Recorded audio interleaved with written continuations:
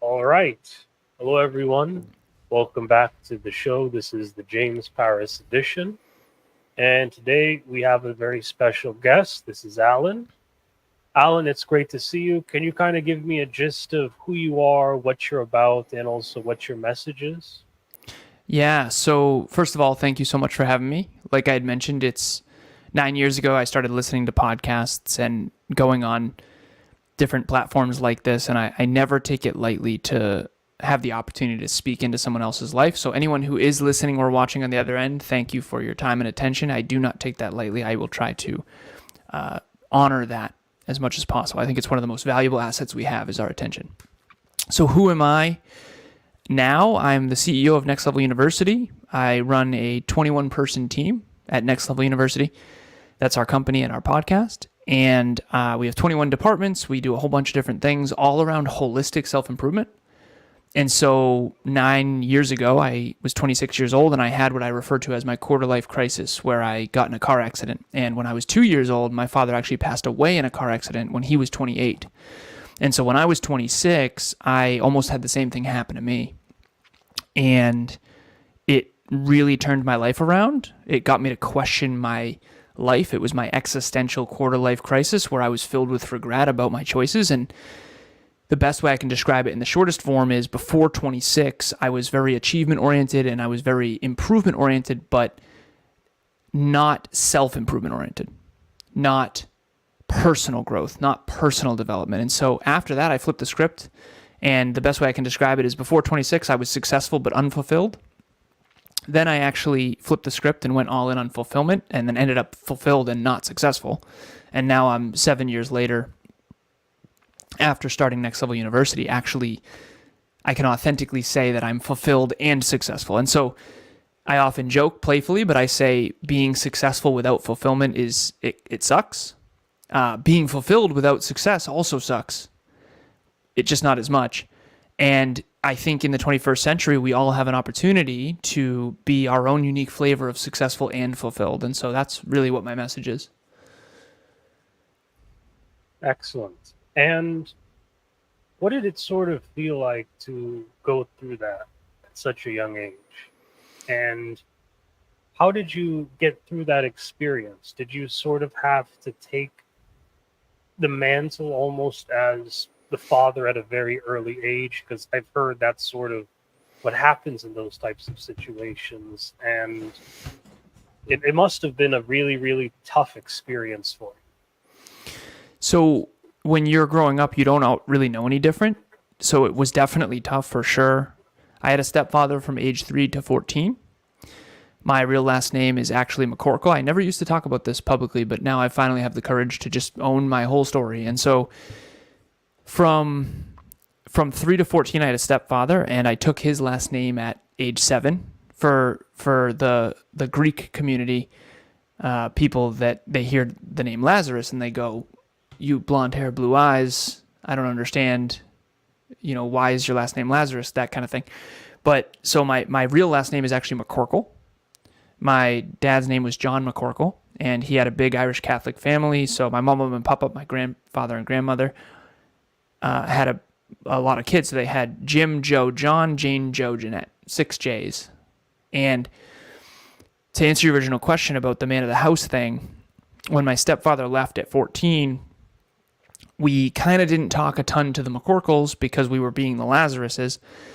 And then when he left, he not only took 90% of the income with him, but he also took his entire extended family with him too. And then at that same time, my mom actually got in a fight with her sister, and we sort of got ostracized from her side of the family too. So by the time I'm 14 years old, in some ways, I kind of lost 3 families. Fortunately, the McCorkles, my birth father's side, really took us back with open arms. But for them, I think in some ways it was kind of like seeing a ghost because I look a lot like my dad. And really, it was when my stepdad left, he got the yacht and the apartment building. We got the house and the dog. We went from upper middle class, doing well financially with my stepfather because he worked for a company called AGFA doing hospital computers during the late 90s, early 2000s. And now when he left, I get free lunch at school because our income is so low. My mom trades in her BMW for a Honda, and even if I do get into my dream college, I don't know if I'm going to be able to afford it, because my dream college at the time, WPI, Worcester Polytechnic Institute, it's kind of like a mini MIT, was $50,000 a year back then. And for me, that was my dream, to be an engineer. And I did end up going. I got in, and I got, fortunately, a lot of financial aid and scholarships. But yeah, I think in many ways, my trauma response in hindsight to all of this adversity or these challenges, particularly at 14, was just always aim higher, work harder, get smarter. Fortunately. And I don't think that that's particularly normal. And I partied a lot too. I certainly was not perfect by any means, but for some reason, whenever things got really hard, I always aimed higher, worked harder, and got smarter. And that was kind of the way I got through it. Yeah.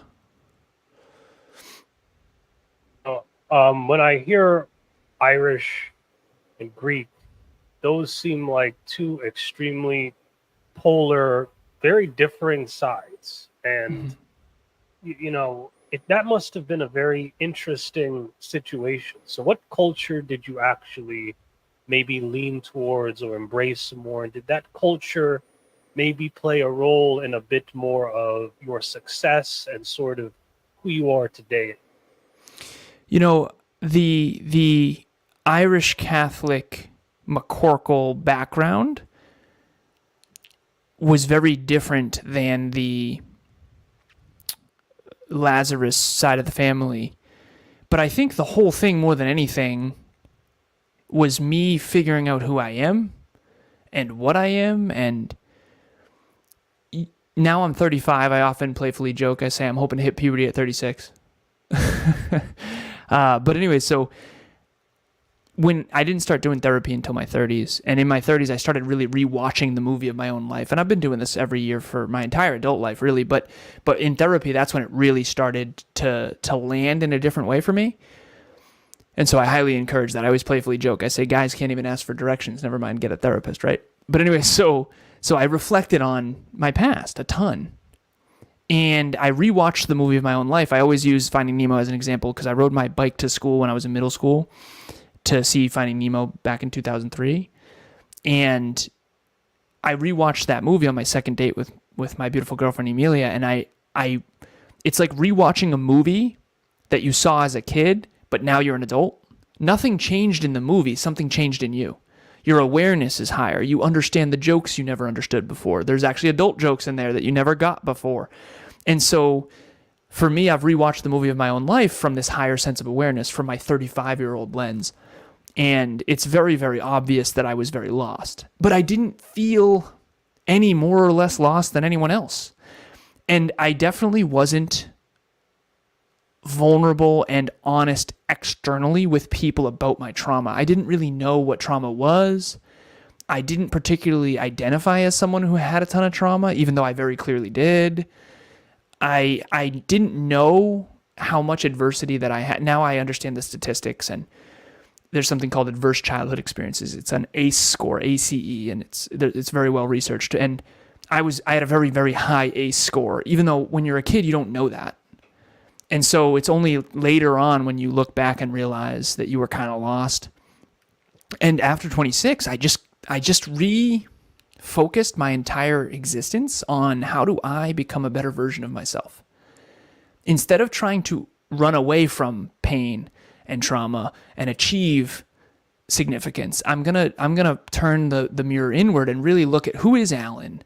Who is Alan really? Is he McCorkle? Is he Lazarus? Is he his own thing? What am I really like? And what are my real core values? What are my real goals? Who do I really want to be? Am I proud of the man I've become? What would make me proud of the man I become? So it's a whole existential thing. And for those of you who don't know what an existentialist is someone who's constantly questioning the point of it all. Why are we here? Why do we exist? And I think the only wrong answer in life is to not ask that question.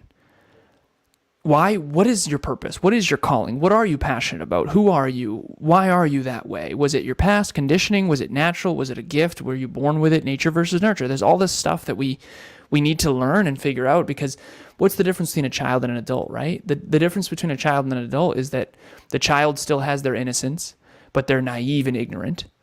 And an adult is someone who's wise, hopefully, and more mature. And And we all have to kind of rewatch the movie of our own life to figure out who we really are.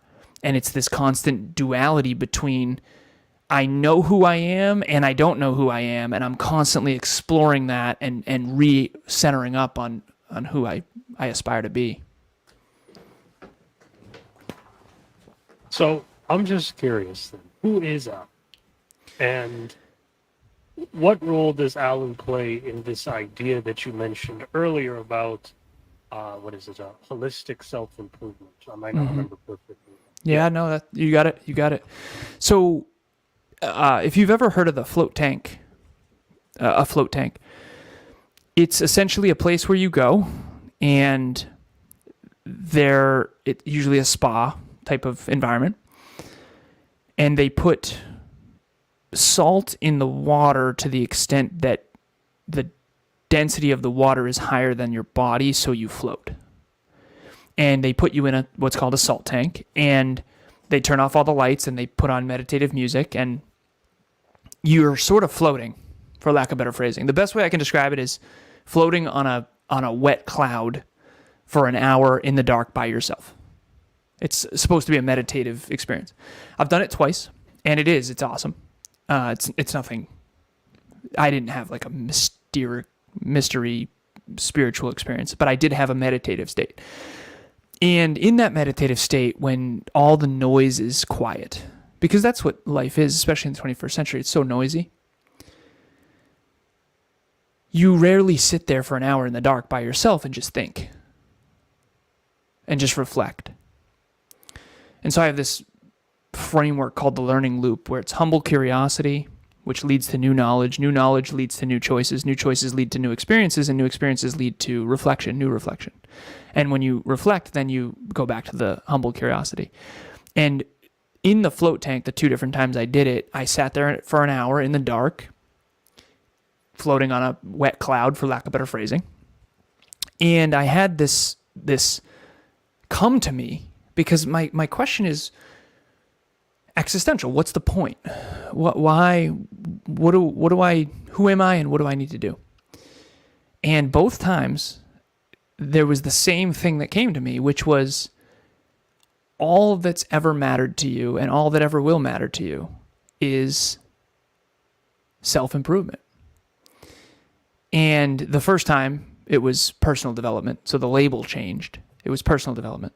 The second time, it was self-improvement. And so I don't know if this is unique to me. I don't know if this is a calling, or if this is because I felt insignificant not having a dad and my stepdad leaving, or trying to get his love. I don't know exactly why, but for some reason, I always loved improvement. I'm obsessed with getting better at everything.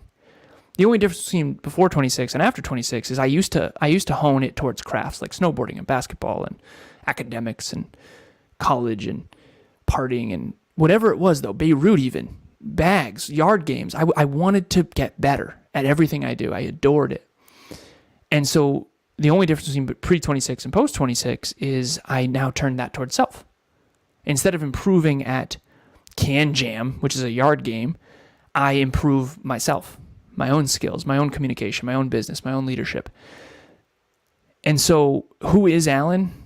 The best way I can describe it is I'm someone who is here to maximize his own unique potential and help others do the same. And when I'm doing that, I feel aligned. I feel fulfilled. I'm doing that right now. I'm here to try to help people maximize their own unique potential. And the key word is unique, by the way. And so goals, dreams, and self-improvement, that is just my whole world. And if you have goals and dreams and you want to improve, you will benefit from being in my corner. But the truth is, if you don't have goals and dreams and you don't want to improve, I will just be a pain in the butt.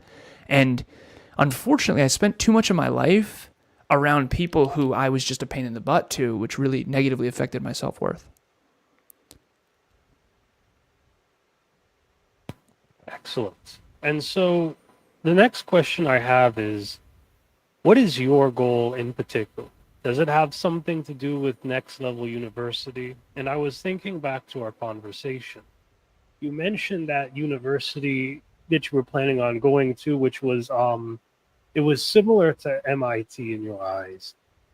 What happened through that situation? Did it have something to do with this next level university and your goals in particular? So when I was 10 years old,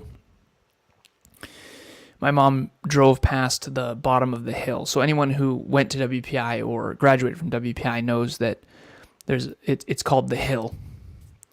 And the whole school is kind of on a big hill in Worcester, Massachusetts. And at the bottom of the hill, there's the sign, WPI. So that's when you're on campus. And I remember driving in my mom's black BMW, and I was very young. And she said, your Uncle Merle is the track and field coach there. And still to this day, the track and field is actually named Norcross Field. That's my Uncle Merle. He's since passed away. And I remember my mom saying, you're good at math.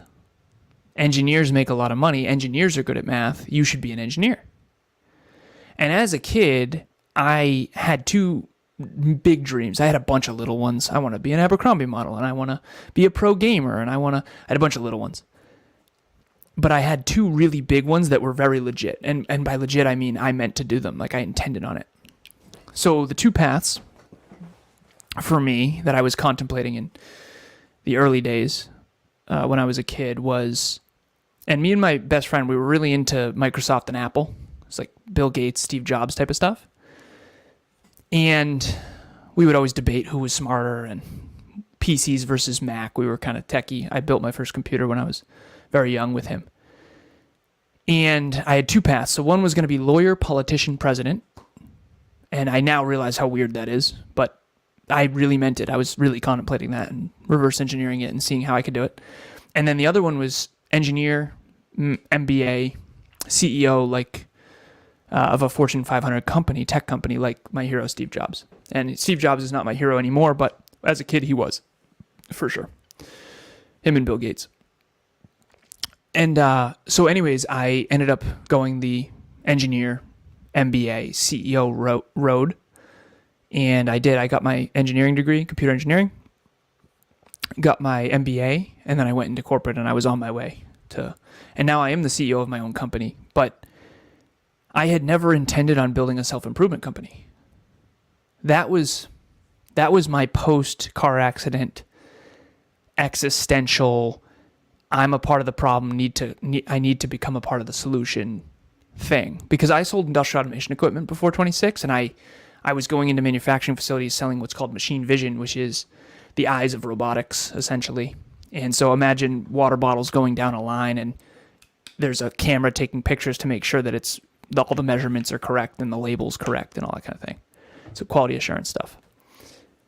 And I remember thinking to myself, well, and again, this is my engineering brain, so please don't villainize me for this. But I remember thinking, okay, we have a less educated population that tends to have more children, younger. And then the more educated population, which I'm fortunate to be a part of, tends to have less children, and they tend to have them older. And so the less quote-unquote educated population tends to grow exponentially quicker than the more educated population. But unfortunately, the jobs necessary for less educated people are actually being automated exponentially. They're going down very quickly.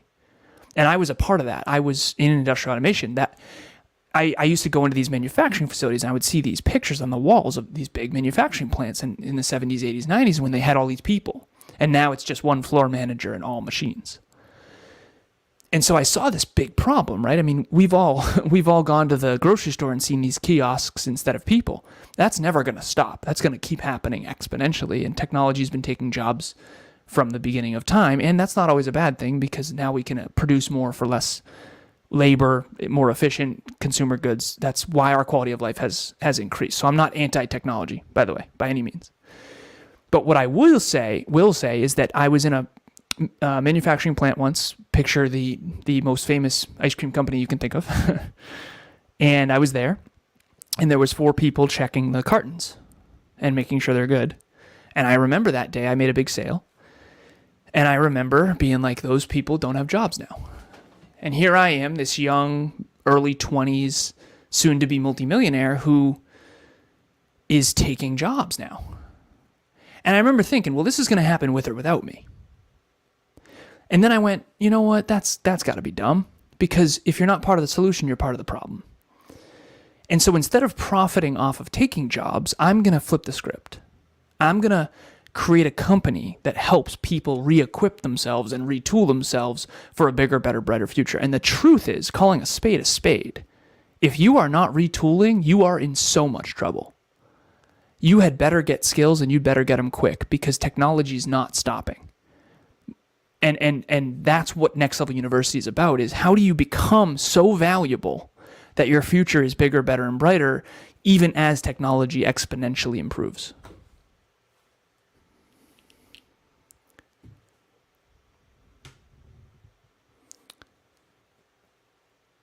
James, I'm having trouble hearing you. Yeah, my mic was muted. So, Okay. I think there's too many things, too many different directions this conversation can go right now, because you've said a lot of very fascinating things. I think I want to start diving into AI when it comes to this idea of retooling, because I think that's interesting. But before we backtrack there, I'm just curious. Did your perspective as an engineer perhaps maybe influence your ability to also dive into the business route too? Because you actually remind me exactly of my father, because my father, he has a computer science degree and he has an MBA. He was never a CEO, but he did have a PhD, and he got very far with that too. And I don't know, there's something about engineers really integrating well into the business sector that I've always noticed. And I personally think engineers might have advantages in the private sector that maybe scientists wouldn't have. Would you agree on that? Or Yeah, so I appreciate you bringing this up, because I think a lot of the topics that are really important, they don't get a ton of, maybe they're not sexy or shiny, so they don't get a ton of attention. So I appreciate the question. Engineers have a huge advantage in today's age, and the reason why is because there's 4 modalities of thinking that I've personally uncovered. There's mathematics, which is the rarest, and engineers think in numbers. That's basically, and it's the rarest and the most valued in the 21st century. And then you've got, in the economy, by the way, in the economy, it does not mean your relationships are going to be good. Okay, so math, numbers is the first modality of thinking, and it's the rarest, and most people don't think in numbers. So for me, I calculate probabilities in everything. I walk into a grocery store and I calculate, okay, when will this grocery store be out of business or bought, and why? What's their P&L statement? That's not normal. I've been a weirdo my whole life with that. And I think a lot of engineers are kind of these weird, sort of tortured, low self-worth people who don't fit in. And the reason why is they just think differently than everyone else. And it comes with a huge advantage in the economy. Like if you're an engineer and you're in the economy right now, you do very well, statistically speaking, because the whole world needs more engineers, because everything's about scale and online and technology. So there's that. But then there's 3 other modalities of thinking that are much more common. The next one is energy. Some people think in energy. I think that's probably you. I could be wrong, but I think that might be you. That's also pretty rare. And then the other 2 really common ones are pictures. A lot of people think in pictures, also known as imagination, images. And then the most common is words. Most people just think in words. And that's why our vocabulary being better creates more concepts we understand, which creates, you can see the world. If you've ever seen that meme online where one person's standing on books and they can see over the fence and the other person can't, it's if you have a really strong vocabulary, you are just more aware. And when you're more aware, you have more choices. And when you have more choices, you get more experiences. And when you get more experiences, you get more learning. And so the people that are learning exponentially, I just wrote a blog called How to Accelerate Your Learning. And it's really this loop of humble curiosity, new knowledge, new choice, new experience, new reflection. It exponentially ignites for people who are super humble and curious and who have big goals and dreams. But the problem is the people who don't believe in themselves, it's almost like a self-fulfilling prophecy. Like they don't believe in themselves, so they don't have goals. And because they don't have goals, they don't have a reason to learn. Therefore, they don't learn, which then proves that they're not capable. So it's this negative stuck cycle that never ignites the learning loop. And then there's other people who are just have tons of belief, and then they just go keep getting more and more and more and more belief because they learn. And so, and then some of us are naturally gifted with big, beautiful brains that then neuroplasticity, the more you work on them, the better they get. And sleep's a big part of that, taking care of yourself, all that stuff. But to go back to your original sort of thesis here, I think that engineers have a huge advantage in the economy, particularly in the 21st century. The only disadvantage that engineers definitely have is, and again, I came from an engineering school, and I've met dozens, if not, I've met thousands probably of engineers, honestly, in my career. And they tend to suck at communication. And I'm not trying to be mean. I just don't think they're strong communicators. And you know what's ironic? They actually think they are when they talk to other engineers. So I have a business partner, his name's Kevin, and we give speeches together. And we have given speeches to many different people, but I remember this one speech. I thought I was going to do better than he did, and that's just my truth, as arrogant as that might sound. And after these speeches, everyone would like him better. They would resonate more with him. And I would be like, I don't understand. I'm saying things. So now I understand. I'm not a strong communicator to most people, but to engineers, I'm a very strong communicator. And the reason why is they understand the concepts and the modalities of thinking that I have. And to anyone who thinks in words and doesn't think in mathematics, I'm probably a little bit triggering and or I don't make a lot of sense. And so to answer your original question, the engineers of the world, statistically speaking, will always do better in the current economy. But only the engineers who work on communication constantly will be able to really be business leaders. And I think it's not usually an inherent strength of engineers to communicate super well. You know, that is quite interesting. So when it came to sort of this idea of communication, how did you begin to better enhance your ability to communicate on the general scheme of things? Because I'm thinking now to shift from engineering to now getting an MBA. At the time, it was considered pretty unorthodox from what I've heard in the past. But when you did it, though, was there sort of a mental shift you had to go through since the people that you were working with getting that MBA were a bit different? Were there different strategies you had to employ? How was that transition like, and what did you sort of learn through that transition regarding communication?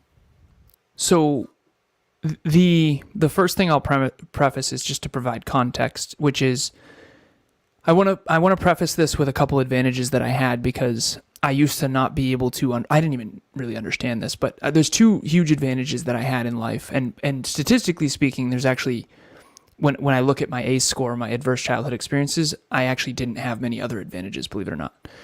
I was born in a free country with equal opportunity. So I wouldn't have been, I got financial aid and scholarships that were merit-based, that fortunately I was in a country that really believed in education and invested in me.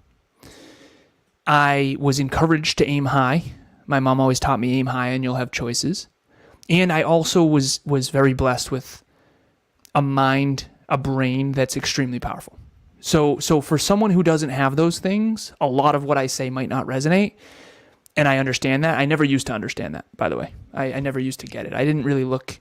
It's this weird thing where as you coach so many people, so I'm coming up on my 10,000th hour of coaching, speaking, training, and podcasting. And so you meet so many different people from so many different cultures, backgrounds, countries, and you eventually go, okay, I'm weird. I'm like the weirdest of the weird, statistically. And so to answer your question about the MBA engineer thing, first and foremost, computer engineering they said that this is the hardest major ever except for chemical engineering. So when you go to engineering school, and WPI is one of the most famous engineering schools in the world, it's kind of one of those things where you go from high school, and I got straight A's in high school, to being the smart kid, quote unquote, to I'm just another face in the crowd, which is just weird in and of itself because all the smartest from their high schools all go, here too. And so you go from in high school, I'm kind of the weird, get straight A's in math, to now every one of those people goes to this college. So computer engineering was brutal. It was very difficult. It was the hardest major ever. Apparently chemical engineering's harder, although I don't know. And I just surrounded myself with the smartest people I could find. And fortunately, they helped me a ton, and I taught them how to party. But it was really fascinating times. When I transitioned to my MBA, I'm just going to be very direct. It was easy. Now, was that easy because computer engineering in comparison is so hard? Or was that easy because business and marketing and sales and that comes naturally to me? I think it's a little bit of both. And that's why it's hard to answer your question, because truth be told, I was the obnoxious kid in college that could party all night and still get straight A's on all the calculus tests without going to a single class.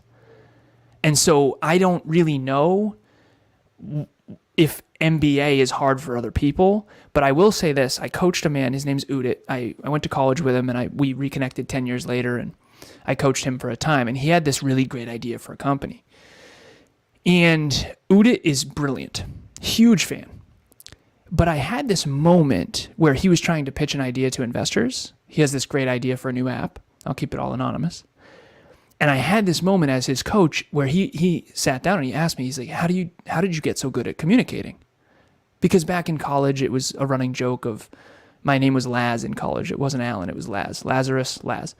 And Laz can talk to girls, and we don't know how to talk to girls. And it was mostly guys' school, and there was a bunch of state schools around it, and I partied, okay? And I'm not proud of a lot of that, but I was well-rounded, and I was athletic compared to the engineers.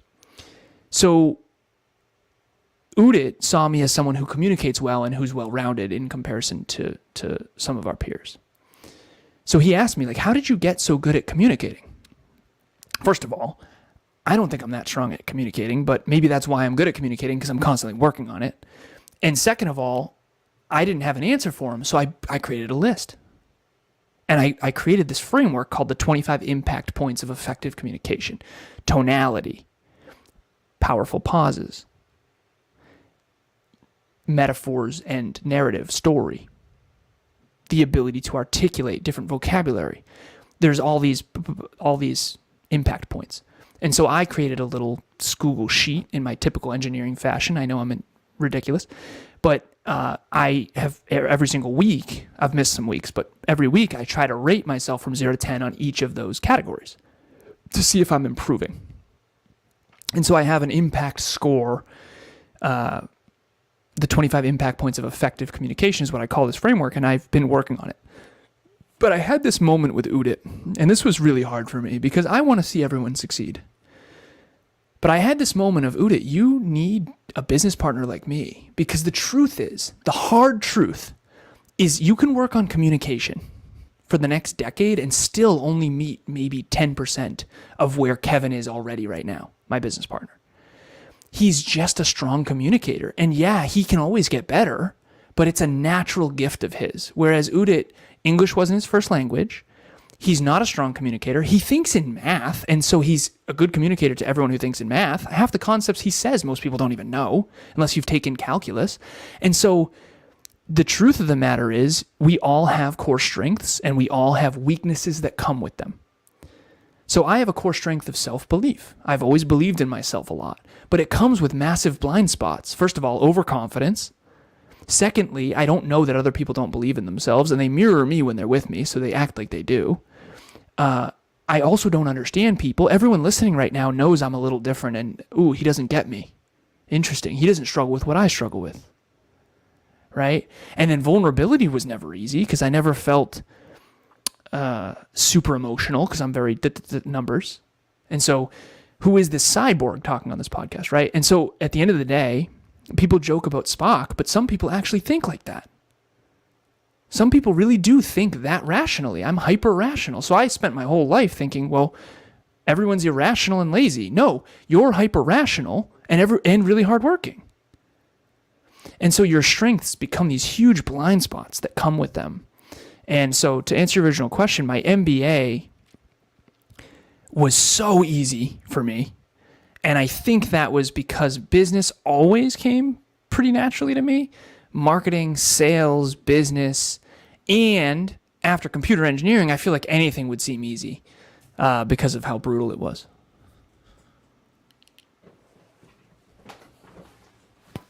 Excellent. And I like the perspective that you have because you sort of have a very, I can see why you mention yourself as being more mathematical because you have a very analytical way of analyzing yourself. You think of each person as having an assortment of strengths and weaknesses. Usually, I'd be honest with you, if I was talking to someone who was a bit more emotional here, they would just focus on the positive aspects of themselves and be more hyper optimistic. And a lot of the time, people that would see that, they would either try to nurture it and say, "Oh no, you're all these things," but you're looking at it from a more analytical perspective. People are a lot like chess pieces in a way, not in a Machiavellian way, but again, some people are very good at going diagonally. Some people are very good at going in straight lines. And then you've got rare people that are like the queens, which are, maybe in your case, you could go in many different directions at once. It's a great metaphor. Thank you. Yeah, I've never heard of that before. That I've never heard it said just like that before. Chess is an interesting metaphor for life. I've always liked that, but of course I would, right? Yeah. But to kind of jump back to this university you've developed now, what type of university is this? Is this meant to be more of an online university? Is this meant to be a coaching school? Is this meant to be an actual university or more of a teaching environment, if that makes sense? I think the whole idea under Next Level University, Next Level U, I love that pun. Next Level U. So I'm 35, I'm going to be 36. So I think of this is Alan 3.5. And Alan 3.6 is going to be upgraded. Like if we took my iPhone 14 and we compared it to the very first iPhone back in 2007, which by the way, we thought back then was a revolutionary breakthrough, which it was back then, but it would be garbage compared to this thing. And if I took this thing 100 years ago and I went to 1924 and I went and showed it to people, they would be like, I'd say, here's my iPhone. And they'd say, what's an iPhone? And I'd say, well, Apple. And they'd say, what's Apple? And I'd say, well, it's a company. And I'd say, well, the phone is connected to the internet. And they'd say, well, what's the internet? And I'd say, well, there's apps on the phone. And they'd say, what's an app? And I'd say, well, it's an application that is connected to the internet that, well, you're on a keyboard, you email people, and people would be like, what's a keyboard? And I'd say, well, remember typewriters? Oh. And then it would be, well, I text people. And they'd say, well, what's texting? And I'd say, the point is that this phone is all concepts that were made up by human consciousness. And people always say to me, why do you care so much about intelligence? And I think it's an ignorant question. And the reason why is because intelligence is what created all of this. We always could have built an iPhone. We just didn't know how. And so to your original question, Next Level University, what's the point? Next Level U. There's an upgraded version of you that is more capable. What's the difference between this phone and the iPhone, the original one? This one's way more capable. I can do more with it. There's more apps. There's more internet connection. It's higher speed. There's more tools. I'm just more capable with it. And so Next Level University is literally that. How do you get to the next level version of you? And the reason we use university is because university is a collective group of people that are there to learn. And I'm obviously obsessed with learning. And if you're obsessed with learning, learning is what underpins all greatness. We don't give it the credits it's due. We really don't, seriously. But think about the camera I'm on right now, StreamYard. Someone had to learn how to build that. These microphones, someone had to learn how audio works and how the internet works and how the computer's built and then the keyboard. And it's all through iterative learning that eventually becomes exponential. And so Next Level University is the idea of open source knowledge. I've always believed in open source knowledge. I'm sick and tired. I paid $50,000 a year to go to school. That's not fair. Not everyone can go. And I wouldn't have been able to go, by the way, if it wasn't for my country paying for some of it. Because I was born in a state and a country that had financial aid. And I got scholarships. I got interest-free loans. My mom helped. Luckily, I got a lot of scholarships, academic scholarships, which, yeah, I earned, but also thank you so much for believing in me. And so to me, I wanted to give that back. And that's what Next Level University is. Holistic self-improvement in your pocket from anywhere on the planet every single day, completely free. If there's a kid out there, my youngest client is 18, my oldest is 63. I have 23 people on my roster. I've coached hundreds over the years. If there's a kid out there who needs help, who doesn't have a role model, and who doesn't know how to build a bigger, better, brighter future, we are here. We've got a book club. It's free every Saturday. I've been doing it for 3 years. We have monthly meetups every month. They're free. Health, wealth, life, and love. We've got a Dreamliner. We've got our own journal. This is not free. This was like $20. We've got all kinds of tools and resources for people who really want to do better. And you don't need $50,000 a year to come. And so if you want to coach, you want to mentor, you want a group coaching program, we do a group coaching program every quarter. We have 15 groups. So the 15th group actually starts on July 9th. We're on group 14 now. The team name is Inspired Impact. But it's a group of 10 people that it's a collective group of people that all want to achieve their goals and dreams. We have a habit tracking app. So to me, Next Level University is a collective group of people online, completely online. Although we do an in-person event every year called Next Level Live. Although this year was a hybrid. We did it in March. It was half online and half in person. And next year I think it's going to be fully online because the in-person was an S show. It's a lot. It's a lot of work. But I wanted to bring open source knowledge to people. And yeah, if you want business custom coaching from me or podcast coaching from Kev, you're going to have to pay to play. But most of what we do is completely free, just like this podcast. And so that's what Next Level University is all about. And I hope that we can attract more and more people because we all learn from each other and it makes us all better. James, are you still there? I'm still there. Don't worry. Okay. It's just my camera. But just to kind of go into this a bit deeper, does Next Level University have some type of certificate or some type of certification or some type of general requirement in order to join? Is this more of a group that is for select people who might have certain skills? How does this work? So we do have something called NLCC, Next Level Certified Coaching, which I'm coaching coaches, and that's a certification, but that's mostly just the NLU team right now. Everyone else, it's open to anyone who wants to improve their life.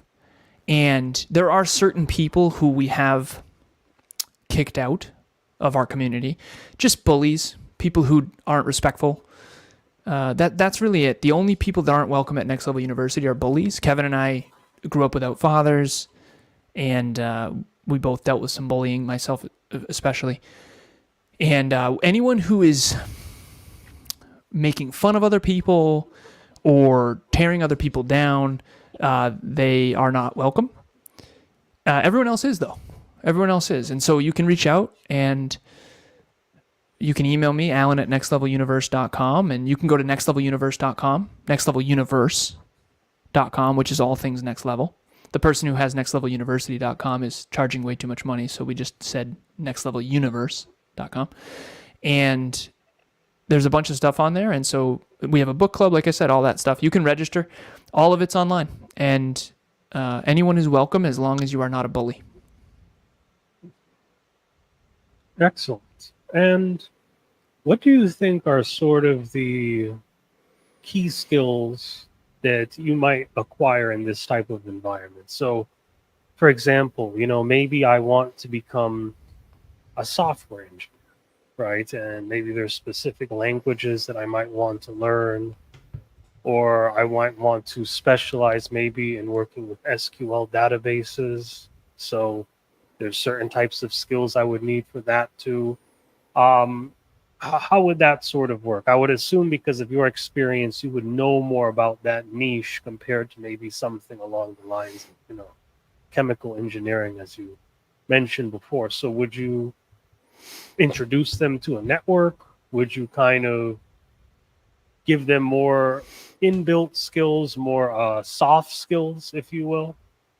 I'm assuming that this university is focused a lot more on soft skills, and then maybe helping them to build a network that can help them to maybe cultivate those hard skills. So maybe you could connect them with people who specialize in those coding languages or specialize in those other fields. I'm just thinking in my head how this might work. But I love it. I appreciate the thought process. I think it makes a lot of sense. So the what came up for me when you were talking is NLU is about meta skills. In other words, what are the best analogy I have is the operating system. Okay, so right now we're using StreamYard, and StreamYard is a web app that's a software that runs on an operating system. And so in a computer, so forgive me for being a computer engineer, but let me give you kind of the pyramid. So the bottom of the pyramid is the hardware. And then in between the hardware and the software, in between the hardware and the operating system is firmware. And then the operating system is you either do, usually the big ones are iOS for Mac or PC. PC is Windows. So I'm running Windows 11 right now. And then on top of that, we use programs like StreamYard. And StreamYard is running on top of the operating system. And so NLU is the operating system part. It's the belief systems. It's the meta skills. Meta skill, let me give you an example. Being consistent. So people ask me often, like, what's the biggest thing that you've done in the last 9 years that's made the biggest difference? I say habit tracking. Habit tracking is a meta habit. It's a habit that keeps you on your habits. And so NLU is about the person you are, your character, your beliefs, your narratives, your habits. How do you stay consistent? How do you learn about how to build wealth? The fundamental principles that underpin everything else. Pareto's principle. How do you focus on the 20% that makes the 80% of difference? These are the things that NLU focuses on, which is the foundational core of the pyramid. To me, the only way to succeed in a pyramid, the reason I love it is because the only way a pyramid goes taller or grows taller is if the foundation goes wider. NLU is the foundational stuff. So you're not going to come here and learn SQL from me. But what you will learn is the skills, life skills of how to stay consistent, track habits, how to stay on a schedule, how to use a calendar, how to make sure you have a rolling MIT list, most important task list, how to do your email, how to communicate effectively, the skills that underpin that stuff. And so as you specialize, you're right, I can introduce you to someone. So for example, if you want to build a YouTube channel, we have someone who has one of the best YouTube channels. But that's going to be passing the baton over to them. For us, it's health, wealth, and love, fundamentals. Here's the problem. Fundamentals aren't as sexy. And so we do health, wealth, life, and love. So for example, our monthly meetup on June 6th, June 6th. It's on how to get more of the right stuff done. It's a productivity training. It's what is the right stuff? How do I stay self-disciplined when I don't feel like doing it? How do I stick to a schedule? How do I make a schedule that is stick-toable, for lack of better phrasing? It's all of those fundamental things that underpin. Because if you have a bad operating system, it doesn't matter how good your programs are. It doesn't matter how good. If you can't be consistent, it doesn't matter if you know SQL. Because you won't be consistently good enough to be the best SQL person. So again, that's just one example, but it's the under skills. You said soft skills. Makes sense. It's the character skills, the foundation of the pyramid that NLU focuses on. I think you're muted again. this has been, an excellent interview. And, what you mentioned before was very fascinating. It's so true because you look at something like Purdue University when they offer citation advice, or Cornell University when they pushed out their well-known Cornell note-taking system.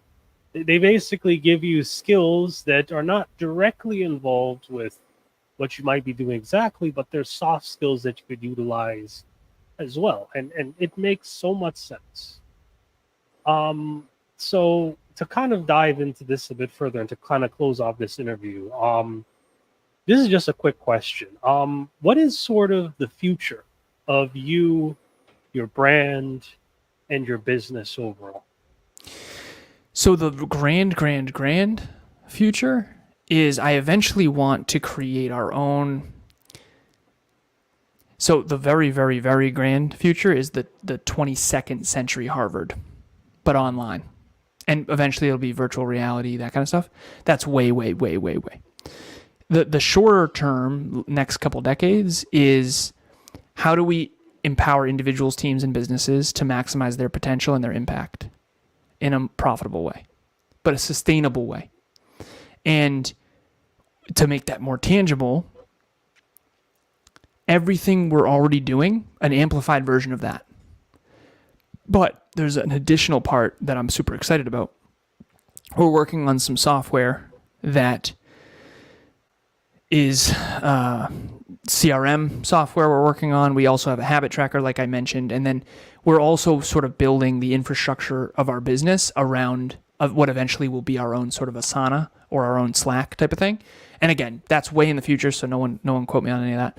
But the thing I'm most excited for is to eventually have our own incubator program. And so NLU will eventually invest in young talent. The young talent has an idea and a big dream, but they don't have the wisdom and the capital. And we'll have the wisdom and the capital to invest. And so if you've ever heard of Y Combinator, we'll have a sort of our own version of an incubator program that believes in entrepreneurs and believes in big ideas that add value to the world, and then creates a mentorship program, a coaching program around that to make sure that we purchase equity with our investment, and then we also have a vested interest in making sure the company succeeds long term. And the company has to be aligned and good for the world, because if it's not, we're not interested. And so that'll be a big part of it too. But we got a lot of other stuff too. We got our own production company, Next Level Podcast Solutions, that's underneath the NLU umbrella. We produce 35 podcasts right now. It's actually more than that now, I think. I coach 23 business owners. We have relationship talks coaching with my girlfriend and I. So we got a lot of stuff going on, and all of it is around how do you improve yourself and your business and your mission to have a bigger, better, brighter impact that's more profitable and improves the quality of life, not only of you, but of the world at large. Excellent. And just to close this off, if you could go back in time and speak to your younger self, what would you exactly say to him? What type of advice would you give to him to get you to this point where you're at right now when I'm doing this interview? The only advice, the most important advice would be have the courage to trust yourself. And I don't know if that's good advice for everyone, by the way. I do think that some people need to trust people that are ahead of them more. I think in hindsight, many of my mentors, I realized didn't know what they were talking about. But maybe that's just in comparison to me. I don't know. So have the courage to be yourself. Have the courage to trust yourself. Have the courage to speak up for what you believe in. And try not to conform so much. I did so much conforming. I mean, it was just a waste of time and effort, to be honest. I shouldn't have. I always knew. Listen to your intuition. Listen to your calling. Stop wasting time on things that you just don't care about. Stop trying to want things that you don't. And just be you and keep uncovering who that is. I feel like I spent a lot of time wanting to go to concerts and wanting to be like other people, but it never worked. That was a losing game. I never really cared about any of that stuff. And maybe they do. Maybe you like concerts. That's fine. I'm weird. And just own your weird is what I would tell my younger self. Stop conforming. That's definitely the most unique type of advice I've heard so far on this show. So yeah, thank you for that insight. And just to, so are there any closing words you'd like to say to the audience? Any types of content or links you want to push out here now, or anything else you would like to tell people? Next Level University is our podcast. It's really, we do an episode every day. Get 1% better per day, and your whole world can change. nextleveluniverse.com. I already mentioned that. Spelt just like it sounds, by the way. And the only parting words I would say is who you are when no one's watching is what's always going to matter most. And if you can learn who that is and amplify it by growing it and grow from that place, instead of trying to like achieve this goal to become this person, what if you uncover who you really are, good, bad, or ugly, and then work on that? Everything I think will open up for you. And at very least, you'll be more fulfilled. Maybe not as successful in the status realm, but you'll definitely be more fulfilled. Okay. Well, thank you again, Alan, for being on the show. This has been very educational, and this has really been a privilege both for me and everyone else watching this. And yeah, I'd also like to thank everyone else for watching this show, and I will see you all next time. Thank you so much for having me. Like I said, it's an honor. Appreciate it.